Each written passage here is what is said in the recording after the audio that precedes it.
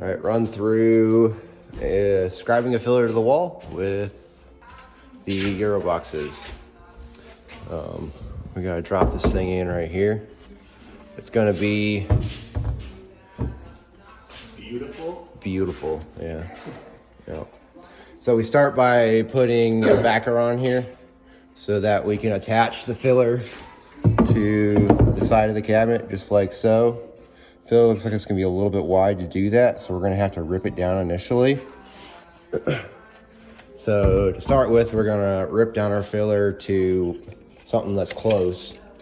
So we're gonna be running anywhere between, it's like about 2 1/8, 2 1/4, 2 1/8. So I'm gonna rip this down to 2 3/4. That way we know it can fit.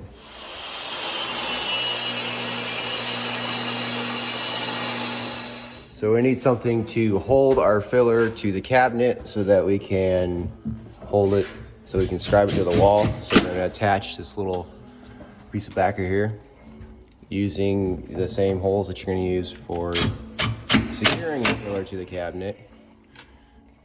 Up at the top, we got one cabinet that's built a little bit shy of the other one there, and so we're gonna just shim out the top just a little bit. So we're dropping the shim in up top, so it's not gonna get in the way of attaching the filler.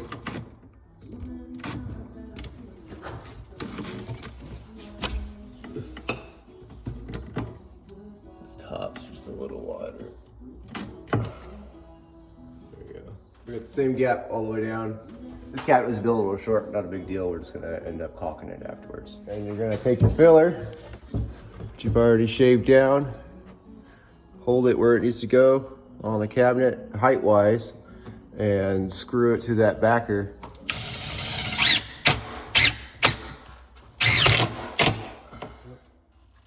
Probably about 3 screws for this size. Placement doesn't matter too much on this because the screws are just going to end up getting hidden.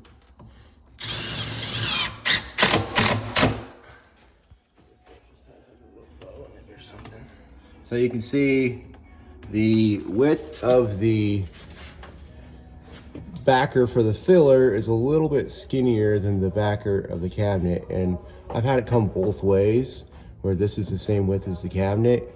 So in this case, we're going to take off this amount because we want the filler to slide over this distance so that the side of this filler ends up sitting right on the side of that filler. So we're going to take a little cut off of this piece and use that to scribe it to the wall. Yep, that piece. Start away, hold it flat to the wall, and on your mark, all the way down.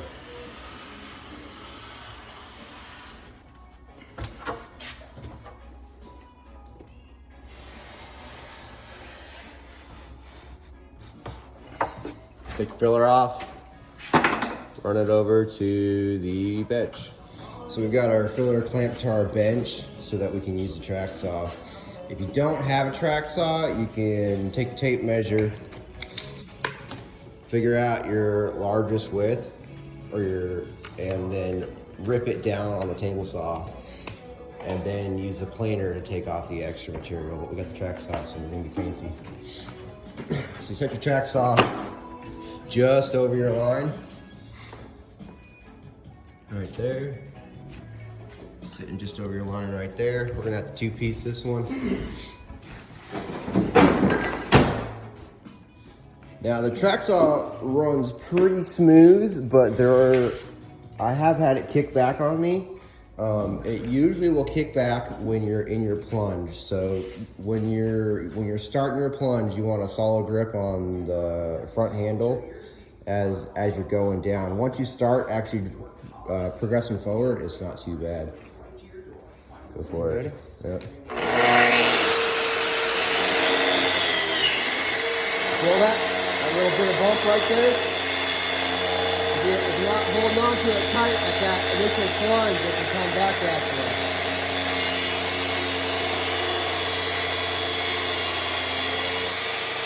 And we can go ahead and stop it right there because we got to move the track anyways. Big track. Slide her down. Again, just over your line, line up, and hold on to your saw tight. Start the line.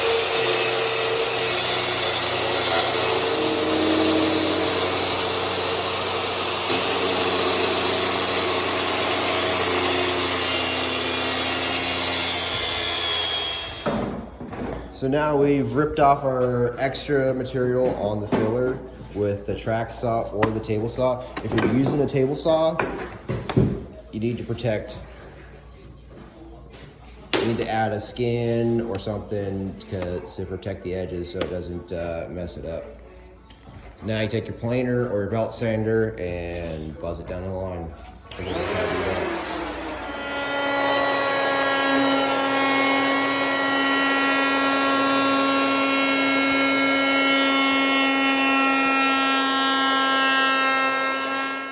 So you start getting a little deep, you're going to start out at full depth. And you're going to continue to follow the angle. When you use the track saw, the reason why I like track saw is I can put a 15-degree bevel on this or a 10-degree bevel. And so you're not taking off as much material. So when you're running with the planer, you're going to kind of follow that bevel to get you close down to the line. And then as you get closer and closer to the line, you're going to chuck down so you're taking off less material. We're getting close enough here now. I would drop down to 16th.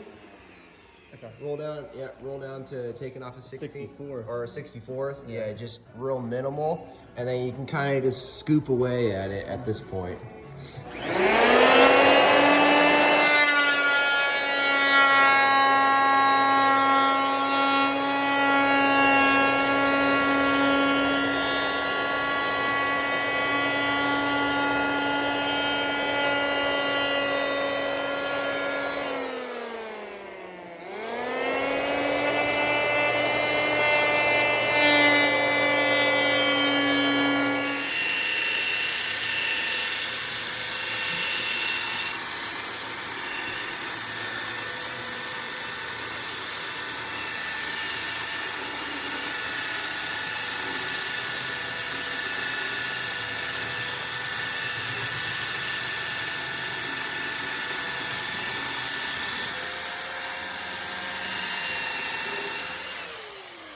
After you get close with your planer, then you come back in, do a little touch up with the belt sander, and then you want to wipe your pencil marks off.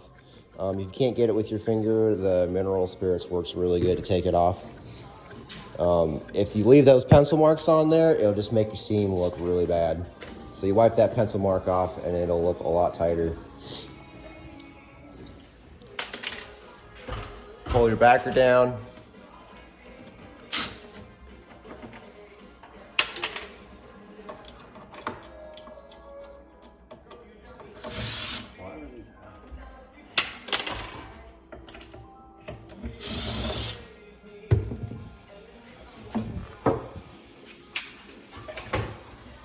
And then slide your filler in.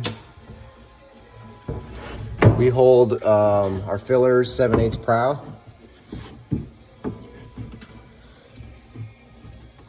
Flush with the top? Yeah. Okay. So you take your 7/8 block, hold it tight. You can go ahead and just put a screw in that top one. We'll shim it out afterwards.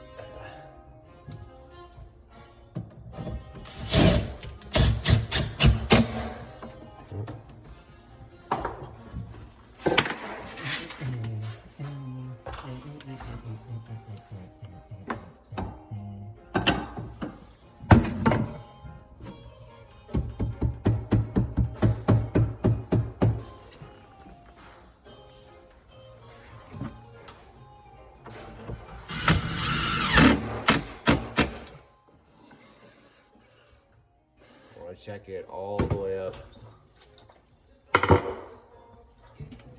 These cabinets might have a little bit of a curve in them because of the wall or something, so you kind of want to check your average between all of them and get as close as you can. The reason why we're holding that 7/8 prow is so that the doors end up lining up straight with them. So all the doors are going to be set flush. The doors stick off the front of the cabinet by 7/8 of an inch. That matches all the way up. We don't want to just suck it tight because then you're going to end up either racking your cabinet or pulling your filler off the wall. So we're going to slide a little shim in so that this gap matches all the way through, and then we'll just run a little bead of caulk there and it'll disappear.